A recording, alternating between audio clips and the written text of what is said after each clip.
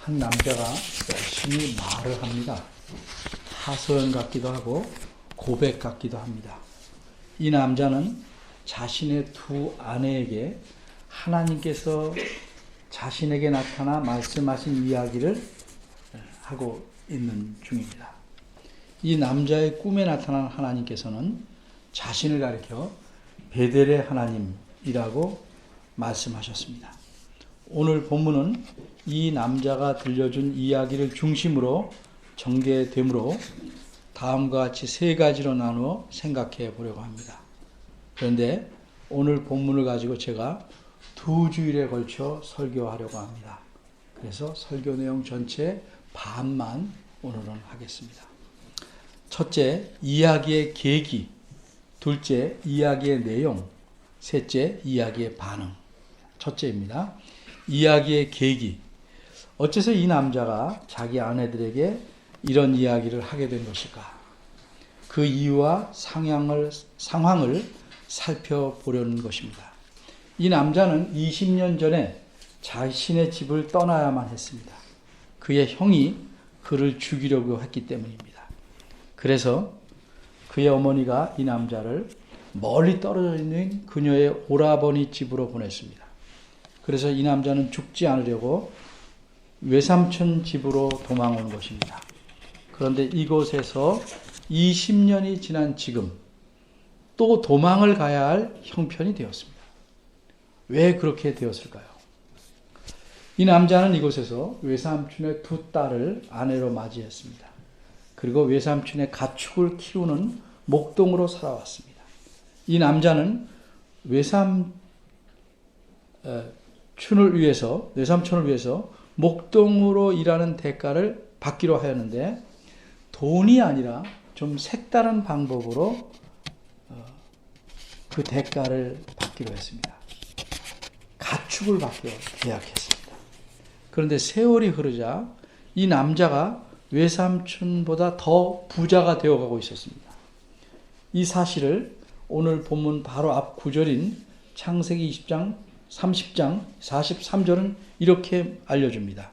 이에 그 사람이 심히 풍부하여 양떼와 노비와 약떼와 나귀가 많았더라. 이렇게 되자 심각한 문제가 생기게 됩니다. 외삼촌의 아들들이 이 남자에 대해 적대감을 품었기 때문입니다. 이 남자가 외삼촌에게서 받은 대가를 이 남자가 외삼촌에게서 빼앗은 것으로 그 아들들이 판단하였습니다. 이런 사실을 오늘 본문 1절은 이렇게 말합니다.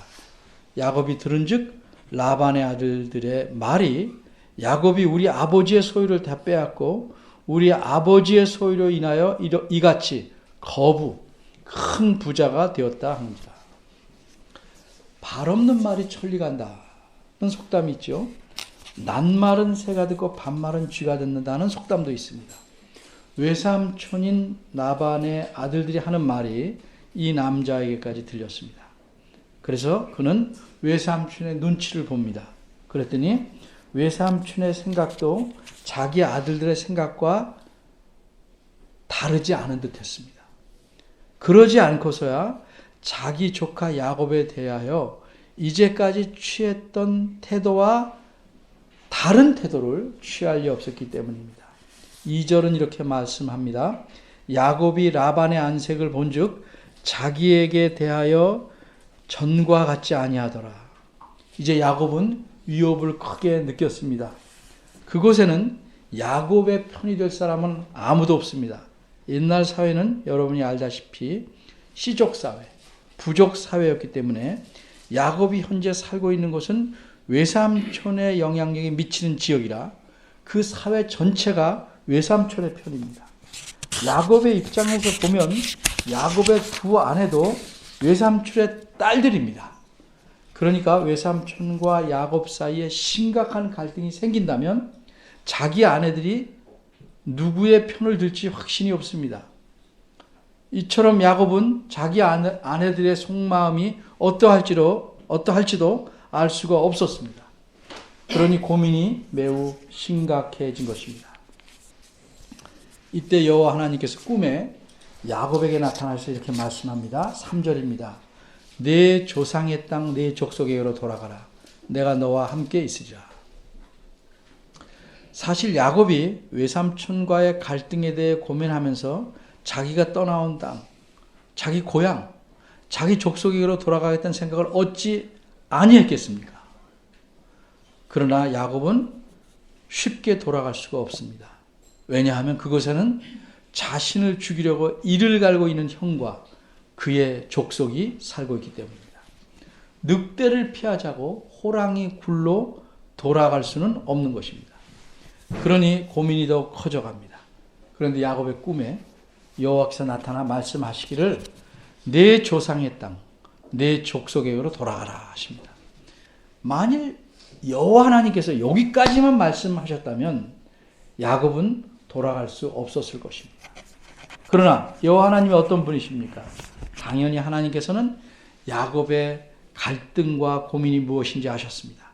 야곱이 자기 땅으로 돌아가고 싶어도 돌아가지 못하는 이유도 아셨습니다. 그러기에 하나님께서는 걱정하지 말고 야곱이 돌아갈 수 있는 해결책을 말씀해 주십니다. 그것이 무엇입니까? 야곱이 걱정하는 그 생명의 위협에서 벗어나는 일입니다. 어떻게 해야 벗어날 수 있습니까? 그 해결책을 하나님이 이렇게 말씀하십니다. 내가 너와 함께 있으리라. 그런데 이 말씀은 이론상으로는 맞습니다. 하나님께서 야곱과 함께 하시면 모든 문제가 해결될 것입니다. 그런데 과연 이 말씀이 야곱에게도 해결책이 될까? 야곱이 과연 이 말씀을 하신 하나님을 믿고 행동할 수 있을까? 이 말씀을 믿고 순종하지 않으면 해결되지 않을 겁니다. 우리들을 예로 들어봅니다.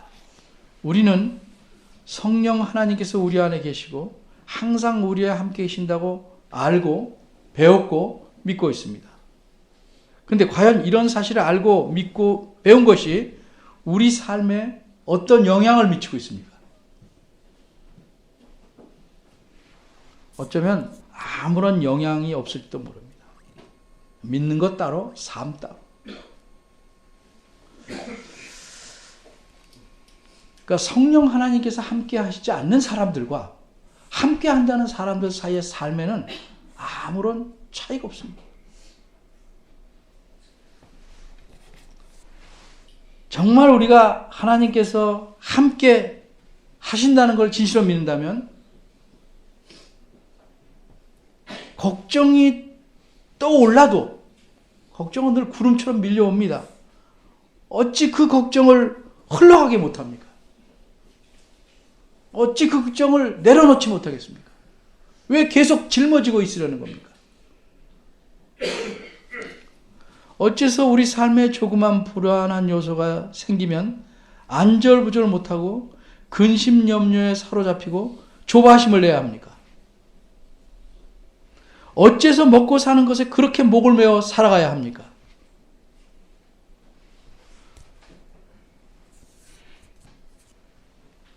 어째서 하나님을 바로 섬기는 것을 가장 중요한 것으로 여기지 않은 채 자녀들을 교육하라고 하십니까? 하나님께서 우리 각 사람과 함께 하신다는 사실은 변함없는 진리이지만 나 자신이 그 진리를 믿고 따르지 않으면 내 삶에는 아무런 변화가 있을 수 없는 것입니다. 그럼 야곱은 내가 너와 함께 있으리라 하는 하나님 말씀을 그 말씀대로 믿었습니까? 그렇습니다. 어떻게 알 수 있습니까? 이 말씀을 들은 이후에 야곱이 취한 행동에서 알 수 있습니다. 야곱은 어떻게 행동했습니까? 4절에서 야곱은 먼저 집에 있는 두 아내에게 사람을 보내요. 자신이 양떼를 돌보고 있는 들로 부릅니다. 함께 고향으로 돌아갈 준비를 하는 것입니다. 그리고 그들에게 자기 마음속에 있는 이야기를 합니다. 이것이 야곱이 아내들에게 이야기를 하게 된 계기입니다. 정리하자면 외삼촌 식구들에게 야곱은 위협을 느끼고 고민하던 때에 하나님께서 나타나 자기 땅 자기 족속 야곱의 땅 그 고향 족속에로 돌아가라고 지시하신 것에 따라 행동한 것이 이야기를 하게 된 계기입니다. 두 번째입니다.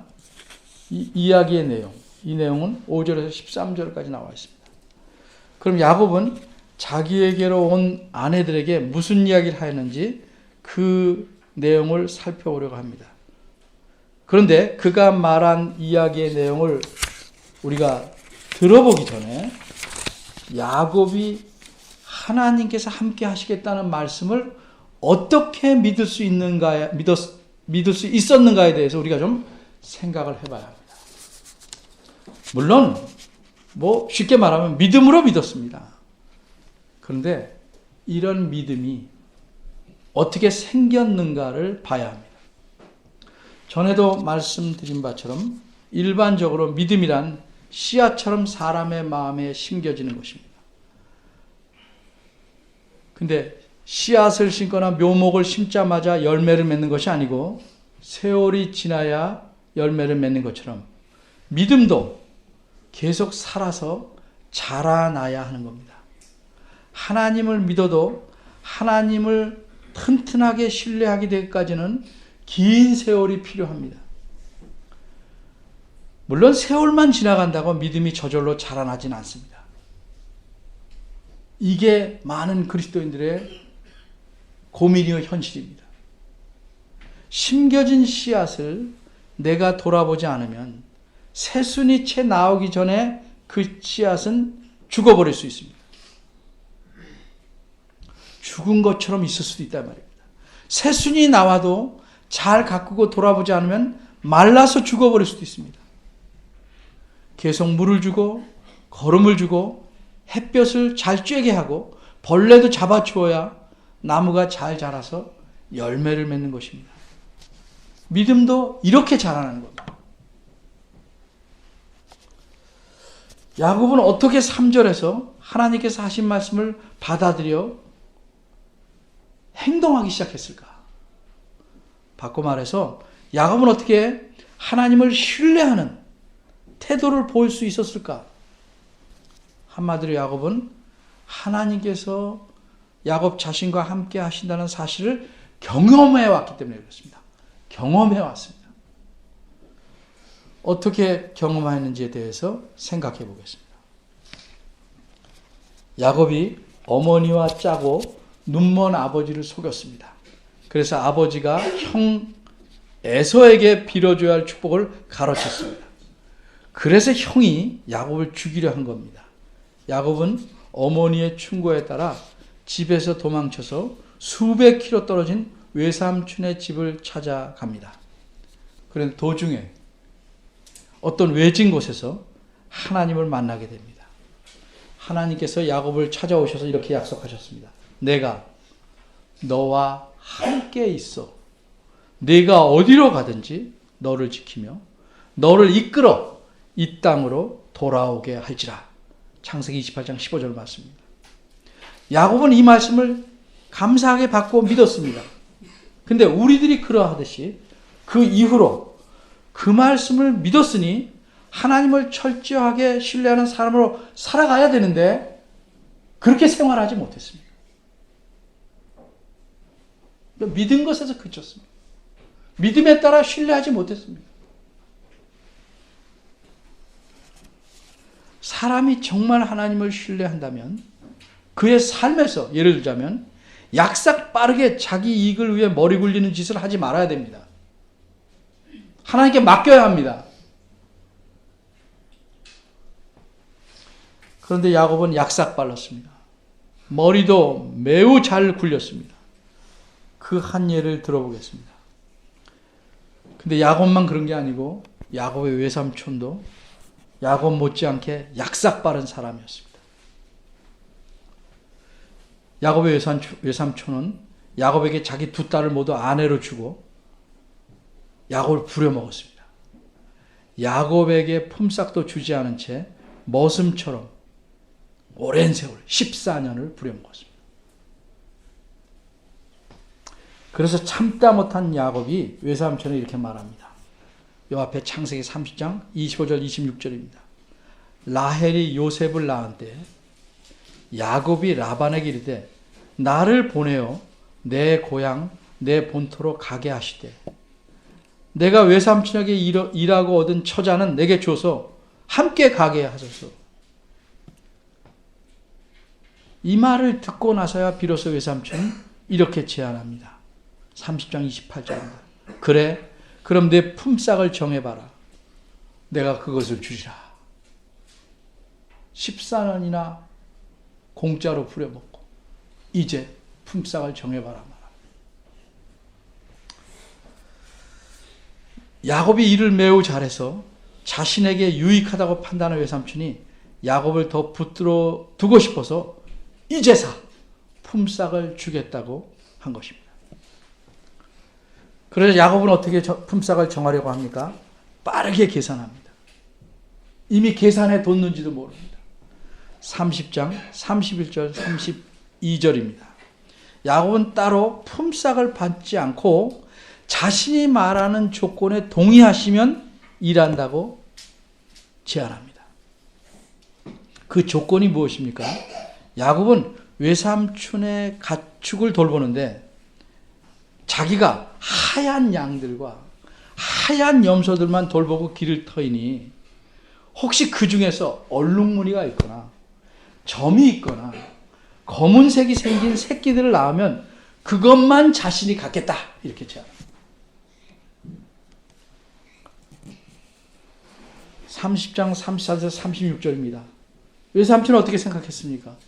하얀 양, 하얀 염소들끼리 과연 그런 것을 낳을 수 있을까? 매우 드문 일일 겁니다. 아마 외삼촌은 야곱이 참으로 어리석다 생각했을 것입니다. 아마 양심이 있는 외삼촌이라면 어떻게 됩니까? 그렇게 해서는 네가 일한 품삯을 제대로 못 받는다. 적어도 흰 양을 얼만큼 가져야 되지 않겠냐. 이게 양심적이 아니겠습니까? 근데 외삼촌은 그러지 않습니다. 이 자신에게 매우 유리한 조건을 야곱이 제시하자 아주 못 이기는 척 동의해버립니다. 그리고 어떤 행동을 취합니까? 자기 양들, 염소들 중에서 얼룩무늬가 이미 있거나 점이나 검은색이 있는 것들은 다 떼내서 자기 아들들에게 주고 흰색의 양들과 염소들만 야곱에게 맡깁니다. 여기서 끝난 게 아닙니다. 아예 양이나 염소들끼리 접속이 없도록 사흘끼리 뜨게 했습니다. 얼마나 대단한 사람들 아닙니까? 그럼 야곱은 어떻게 이렇게 어리석은 제안을 했을까요? 어떻게 오직 흰 양들과 흰 염소들에게서 다른 색깔이 있는 새끼들을 낳게 할 수 있을까? 야곱은 나름대로 계산, 비법이 있었습니다. 30장 창세기 30절에서 41절에 야곱이 자기 비법 계산에 따라 행동한 내용이 기록되어 있습니다. 굉장히 긴 내용인데 한마디로 야곱은 흰 양들과 흰 염소들을 통해서 색깔 있는 새끼들을 낳을 수 있는 나름의 방법을 찾아냈습니다. 어떻게 찾았는지 몰라요. 그것은 뭐냐? 버드나무와 살구나무와 신풍나무의 푸른 가지를 잘라서 껍질을 벗겨서 흰무늬를 내고 그 가지를 양떼가 물 먹는 곳으로 오면 볼 수 있도록 세워두는 겁니다. 이런 방법이 정말 효과가 있는지는 우리는 알 수 없습니다. 근데 적어도 야곱은 그 방법이 효과적이라고 굳게 믿었습니다. 더 놀라운 것은 과연 야곱이 믿은 바대로 흰 양과 흰 염소들이 다른 색깔의 새끼들을 많이 낳았습니다. 기가 막힌 일 아닙니까? 그래서 야곱은 6년이란 짧은 기간에 자기 외삼촌도 엄청난 부자인데 그 외삼촌을 능가해서 그의 질투를 받을 만큼 엄청난 부자가 될 수 있었습니다.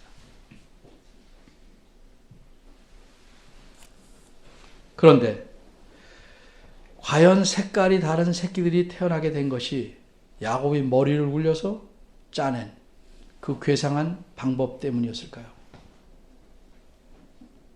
세월이 흐르면서 그렇지 않다는 사실을 후에 야곱은 스스로 깨닫게 됩니다. 그럼 어떻게 해서 다른 색깔의 새끼들이 태어날 수 있었을까? 외삼촌은 야곱의 하얀 양떼와 하얀 염소떼에서 색깔 있는 새끼들이 너무 자주 많이 태어나니까 조건을 바꿉니다. 지난번 개혁 무효로 하고 바꾸자. 위협을 해서 바꿉니다. 그리고 뭐라고 말합니까? 점 있는 것만 내 삭스를 해라. 그렇게 바꾸자 점 있는 새끼들만 태어납니다. 외삼촌은 또 조건을 바꿉니다. 얼룩무늬 있는 것만 내 삭시다. 그러니까 얼룩무늬 있는 새끼들만 태어납니다. 이렇게 수차 외삼촌은 수시로 조건을 바꾸면서 그 조건을 바꾸는 것에 동의하지 않으면 야곱을 해치려고 했습니다. 야곱은 이러한 외삼촌의 변덕, 위협이라는 변수를 생각지 못했습니다. 야곱은 이렇게 힘들고 어렵고 억울한 과정을 통해서 아주 중요한 사실을 깨달았습니다. 이게 야곱의 경험입니다. 그것은 하나님께서 예전에 일로 오는 길에 만난 하나님께서 자신에게 약속하신 바대로 야곱과 항상 함께 하고 계셨다는 사실입니다. 그래서 자신이 깨달은 이 중요한 사실을 아내들에게 이렇게 털어놓습니다. 특히 5절 하반절입니다. 그러할지라도 내 아버지 하나님은 나와 함께 계셨느니라. 7절 하반절입니다. 그러나 하나님이 그를 삼촌이 해치려고 하니까 금하사 나를 해치 못하게 하셨습니다.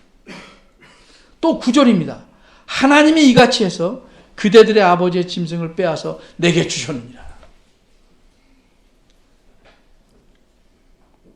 이처럼 야곱은 처음에는 자신의 지혜와 경험과 방법으로 살아가려고 하고 돈을 모으려고 했습니다. 재산을 모으려고 했습니다.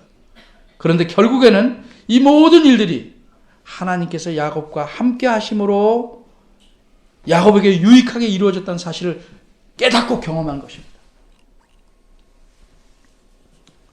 그러기에 하나님께서 나타나서 내 조상의 땅 내 족속으로 돌아가라. 내가 너와 함께 있으리라 하는 말씀에 자신의 고민을 내려놓고 전적으로 순종할 수 있었던 것입니다. 아무리 머리를 쓰고 애를 써도 우리 뜻대로 안 되는 일이 참 세상에 많습니다. 정말 중요한 일은 우리 뜻대로 안 되는 경우가 너무 많습니다. 비율적으로.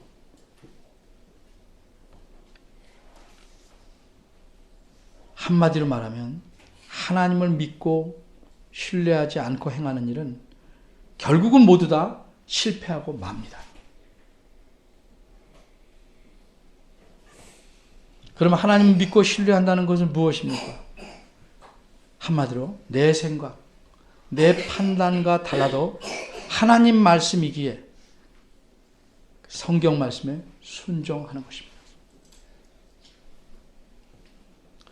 그것이 순종하는 것이 신뢰한다는 증거가 되는 것이고 또 신뢰가 더 커질 수 있는 유일한 길입니다. 여러분 생각해 보십시오. 하나님께서 여러분을 속상하게 하신 적이 있습니까? 하나님께서 여러분을 억울하게 하신 일이 있습니까? 여러분이 하나님께 순종하지 않아서 속상한 일이 생긴 것이고 여러분의 욕심 생각대로 함으로 억울한 일이 생긴 거 아닙니까? 그런데 우리는 하나님께 순종하지 않아서 속상하고 어렵고 억울한 일이 생기면 적방하장으로 하나님께 불평하고 있지 않습니까?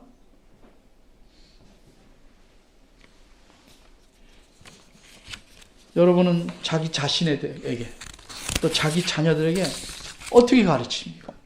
무엇을 가르치기를 원합니까? 무엇이 가장 중요하다고 생각하며 가르치십니까? 여러분의 믿음이 있게 보이는 말, 그것도 중요하지만 여러분의 삶의 행동에서 내가 하나님을 신뢰하고 산다는 걸 입증해야 합니다. 그 입증은 언제 하는 겁니까? 어려울 때, 억울할 때, 힘들 때.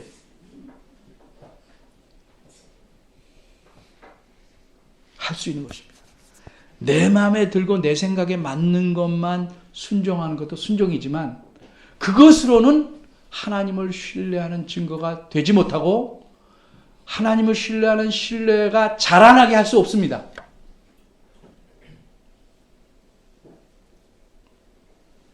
하나님은 자신이 약속하신 바대로 우리 자신의 자녀들 우리 각자와 늘 함께 하십니다.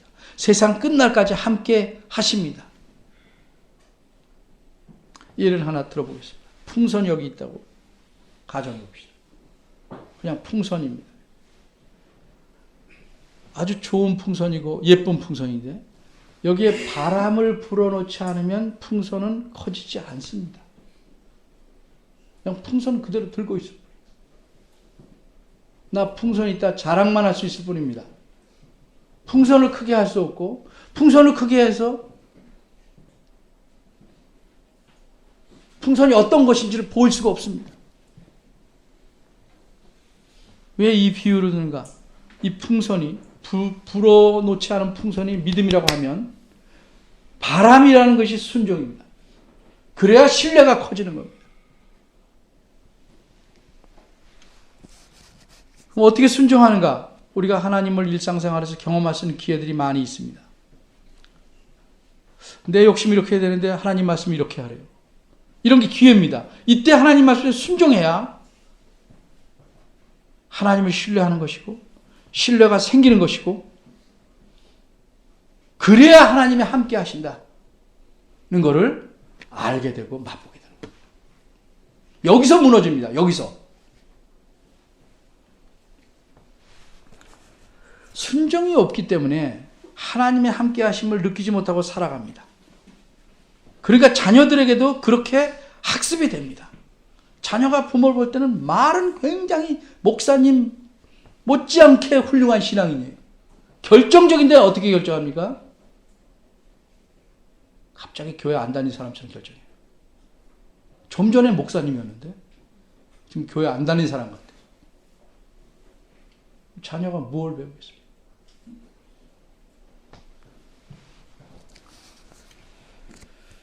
순종해야 하나님의 함께 하심을 경험하고 이런 경험들이 축적돼야 하나님을 더 신뢰하게 되는 겁니다. 그래야 내 삶의 감사가 더 생기는 것이고 보람되게 바뀌는 것입니다. 여러분의 생각 속에 빠져 있는 한 그게 잣대가 돼서 하나님 말씀을 잘라내는 한 순종할 수 없습니다. 여러분의 생각의 범위 안에 들어오는 것만 순종하는 것은 순종이라고 할 수 없습니다.